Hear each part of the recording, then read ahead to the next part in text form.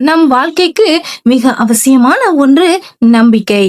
எந்த விஷயமாக இருந்தாலும் இதுவும் முடியும் என்ற நம்பிக்கையுடன் தொடங்குங்கள். தண்ணீரை சல்லடையில் பிடிக்க முடியாதது போல தோன்றலாம். ஆனால் தண்ணீர் பனியாக உறையும் என்று நம்பி முயற்சி செய்தால் அசாத்தியமும் சாத்தியமாக மாறும்.